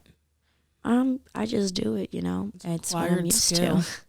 I'm a girl. I just like having my nails done, and I don't really. I just hate that question. How do you wipe your butt? Okay, that's an uncomfortable question. I would feel uncomfortable with that. Yeah, like. But I mean, if they're asking from people who have never had nails like that, and it's not condescending and it's a genuine question, they're trying not to be an asshole about it, I don't think it's a bad question to ask. Maybe not a question that you would want to ask a person that you don't know. Oh, yeah, for sure. But once again, we've had this discussion about people don't have a filter nowadays. Yeah. And I wouldn't necessarily get mad at an older person for asking that question. No. But then again, I'm not a person in that situation, so I don't truly have the right to say that. Yeah. I understand what you're saying. Like 100% when people are like, oh my God, how do you function with long nails? And they say it like that. I'm like, it takes a talented person. Like you have to be a strong woman to be able to do this. And I'm like, I'm kidding. Like you just get used to it. And they're like, oh, ha, ha, ha. But when you ask me weird questions like that, I'm just like, what compelled you to say something like that? Like, go away. Just don't talk to me. I can't. Especially working in the restaurant. People ask you that all the time. Mm-hmm. Come to the bathroom and see. It's a joke. It's a joke. Pause. I always ask every single time that I have a waitress or something, I always ask them what their tattoos mean. Because I find tattoos very interesting. I'm not going to lie. I don't want any. But every time I see a person with a tattoo, I love to hear the stories upon why they got them in the first place. Yeah. Because usually most people, when they have something actually permanently on their body, there's a reason behind it. So I'd like to know. I think that opens the person up. And if you can ask a person a question that gets them to open, then they're going to be more likely to be nice to you, especially in the restaurant business. If you have someone that's nice to you, you're definitely going to feel more welcome and more homely in that business. Yeah, and see, Jocelyn Saltarelli, she cannot stand when people ask her what her tattoos mean. Really? Yes. She's like, I got it in cursive so people can't read it. Like, I'm like, Jocelyn, like, are you serious right now? She's like, and then I hate when they ask me what it means. Like, don't worry about it. And I'm like, okay. She's just so funny. I'm like, Jocelyn, that can't be the sole reason why you got your tattoo in cursive. I actually asked her what her tattoo was the other day. It was Monday or Tuesday because I was hanging out with Anthony. That's so funny. And I was helping, and Anthony we went to go to Cheddar's or something. I don't know. We went to go to Grotto's, actually. Oh. And we picked up food. We went back to his house, and she helped him bring the food back in from Walmart because we went to Walmart and shopping. And I saw her tattoo, and I said, Jocelyn, what's your tattoo? Because I thought it looked cool. And she gave me a prissy answer. I was like, all right. Yeah, okay. She does not like when people ask her what her tattoos mean. And she has a few. Like, she has the one on her leg, one on her arm, and then she has one in cursive. I think it's down on her side. But she cannot stand when people ask her, like, what's your tattoo mean? And me, I get it all the time because I have random numbers on my wrist. Do you really? Yeah, so people are always like, what do your numbers mean? I'm like, it's numbers when I moved in with my aunt. Like, that's all it is. And like, 1414. I'm like, yeah, it's April 14, 2014, which if I got like the whole date, it would have looked weird. So I just put it down to that. But I think I agree with you. I would ask someone like, oh, what does your tattoo mean? Because just like a conversation starter. Definitely. Anything that can open someone up. Anything that you ask people that you might be judged for? I don't know. I've never been a fan of asking people like what their tattoos mean because a lot of people have like a really deep meaning like for what a tattoo means. I don't want to like open that can of worms. Yeah, I want to though. See, that's what we're different. That's the difference. I mean, but that is some people. Everybody's different. But I understand where. And then sometimes I do regret asking them why they got their tattoo because they do a whole. I'm like. Or like you're like, oh, what does that tattoo mean? Oh, my grandma died last week, and I just got this tattoo. And I was like, I'm sorry I even asked. Yeah, that is true. It just like you thought it was gonna be like uplifting and good, and then it's just like last week. Like wow, I shouldn't ask that. Yeah, definitely. But I love how we just skipped over the whole Facebook topic. We literally talked about Brandon's mom, and then. Cause you was doing a whole lot of. Yeah. Candyland loves to talk. She does love to talk. I'm a professional. How many people call you that? So many people. Oh, that's boring. Not really. I actually got to give you credit. Only maybe you and one person. Maybe Micaiah was here. You and Micaiah. Everybody else calls me Bandy. Bandy. Yep. Fair enough. Yep. Christina calls me Bandy all the time. And I got to give credit to Corasia Benson and Jasmine Kellum for starting that name because now everyone calls me that. I literally, like, someone will call me Bandy in public and I actually respond to it. Really? The reason why I call you Candyland was because there was this one time, I don't remember what it was, but I saw something where someone's name was Candy. And I said, you know, it would be really cool if I knew someone named Candy. And I said, hold on. Candace. Candy. And I said, oh, I got to add something onto the candy. And I was like, you know, Candyland. I love Candyland. So I had to say that. Yeah, I remember you saying something about that to me in the hallway. And I was like, yeah, like, that's fine. And I really used to hate when people call me Candy. Really? Because, like, it's like a stripper name. Like, I kind of see it like name. Not, you know. But I don't really care. But that wasn't the intention. Yeah, so, like, that's what I'm saying. I was like, I need to get over myself because nobody's really saying it like that to me. Mm-hmm. Like, my Finsta on Instagram literally was Candy Landy took your Mandy at a point. That's dope. And then Candy's my stripper name. Those were two of my names. So it's kind of like a joke now. I don't know why I took it to heart so much. And I also remember you saying at a time, I think it was for our superlative pictures, I was trying to find Candyland. Yes. But I did not do so. But yeah, me and Brandon took a lot of superlative pictures together. How many was it? Was it 2 I think or it's 3. Jeez. And it was good. I know, those are good pictures too. I'm excited. We were looking pretty good. Did you order a yearbook yet? I did, but I didn't receive it when I picked up my cap and gown. I still haven't ordered mine yet. I'm gonna have to do that. Brandon. I need to. I know. I said, you didn't order a cap and gown? I'm using my brother's. I was like, yeah. That's smart. I literally told my mom that yesterday. But that's so funny that I literally have been talking about you like all week. And I literally told my mom about the podcast like today. I hadn't even asked her. Really? Yeah. And she's like, who's this Brandon kid? I'm like, now that I think about it, like, I've talked about him all week. All week I have. And I was like, no intentions though. Like, it's just like randomly like come up. And I was like talking about good students. And then I was talking about you in the cap and gown. And then our superlative pictures. And us graduating like close to each other. And then the podcast today. So that, if it was Friday, that would have been each day I would have talked about you. I like it. I respect it. Oh, God. I feel so out of place here because I go to CR and y'all are like.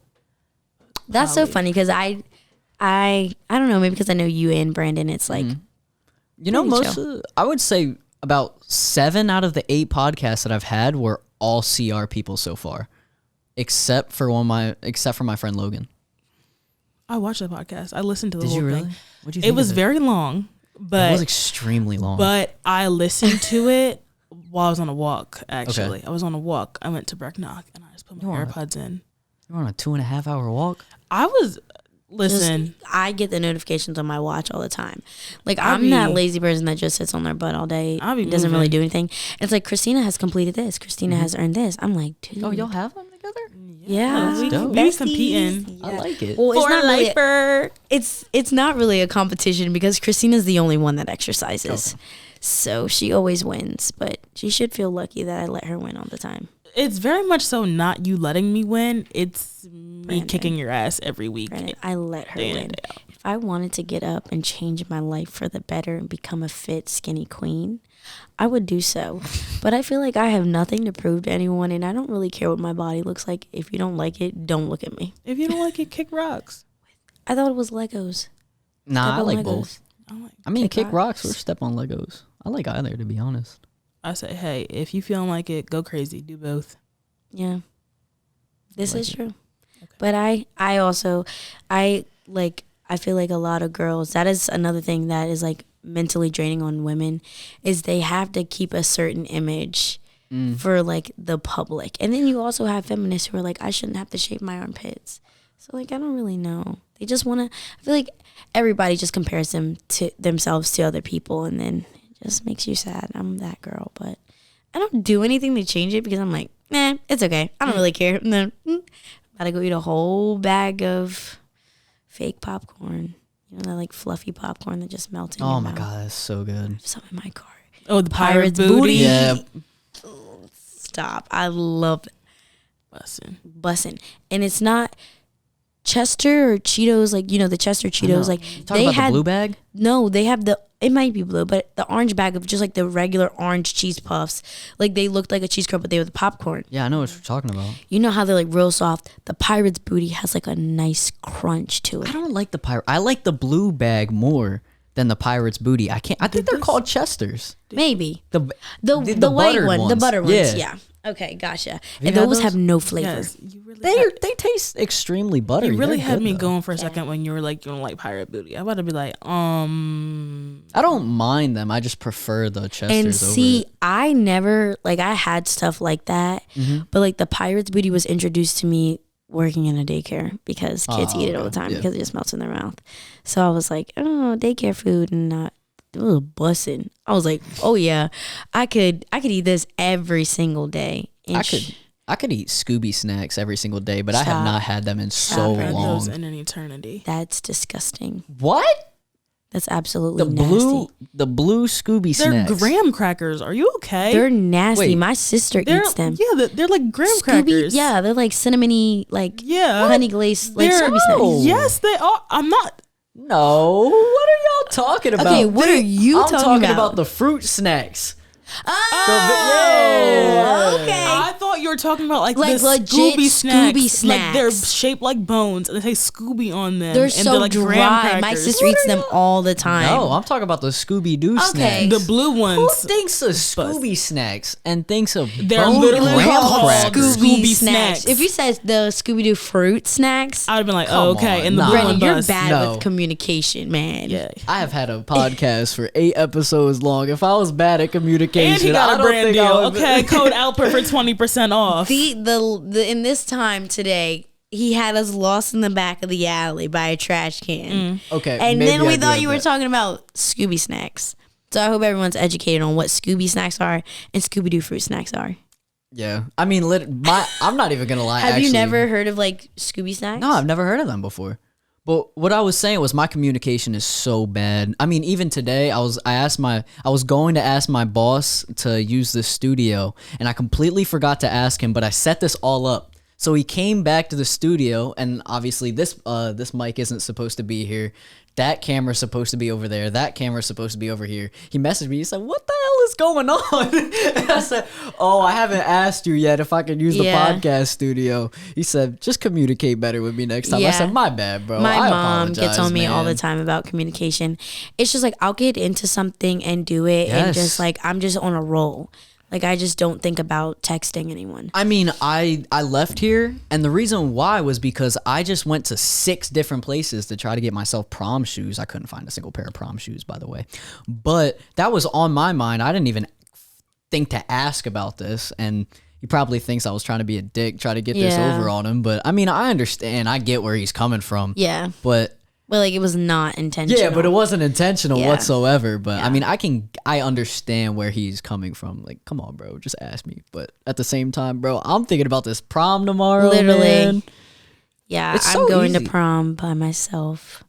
Wah, wah, wah. I'll be sitting at a table by myself. You'd be all right. I will, Some of us didn't get a prom. because I'll be looking good, and then everybody can just stare at me. Do you want to get pictures together? We can. Brandon, it's the way we were at my house and she was literally talking about how y'all should have went together. Yeah, I didn't know anyone was going to prom. I'm going. Cece and Emma were gonna be going, and then they had a soccer game. So then now somehow I'm stuck to going to prom. Not even prom, trivia night Trivia night. Damn right. by myself. Yeah, That and like I sounds don't like a really ball. have any other friends to take pictures with, so it's just like, okay, I'm just taking pictures at my house. I'll take pictures with you. Okay. I might pull up in a Mustang tomorrow. What? If I Don't do, play. no paparazzi. No paparazzi. I'm probably pulling up in the drop top. Drop top. Drop top Mhm. wop. See, it's either I'm pulling up in Kelly's Camaro, the Bumblebee, or I'm pulling up in Bryn's Pearl. She kind of looks purple at certain aspects because of the kind of color it is on the car. Okay. So you see me. I like it. I like it. Speaking of you see me, Nikki said she better see my ass at home in the next 15 minutes. So I say we skedaddle. And All right. you see me leaving the Brandon Alper experience. Let's do it one more time. One more time. Mm-hmm. Go ahead, The Chrissy. Brandon Alper experience. And that concludes the episode with Candace and Kristina. We had a very fun, very exciting conversation. Interesting, especially with our moms. That was good. Yes. I would love to have that on here, but it's definitely not appropriate. I wouldn't care. Well, the thing is also the camera. I mean, the mics probably didn't even pick it up in the first place. Yeah, true. Yeah. Because like when you're talking over here, you don't really hear anything unless you're here. Oh my! I didn't think about that. Yeah, they're dynamic mics, so you have to talk directly. Pretty into them. freaking nice. That is very nice. Before, You got a nice if you're setup. cutting this out, I don't know, but I just gotta say, I'm very proud of you, Brandon. Yo. You are a very consistent, persistent, amazing individual that I literally am just like, Brandon's gonna do so good in life. Like, I am so excited. I just can't wait to say. Yeah. No. Mom, yes. And this concludes the episode of the Brandon Alper Experience. Have a wonderful day, y'all.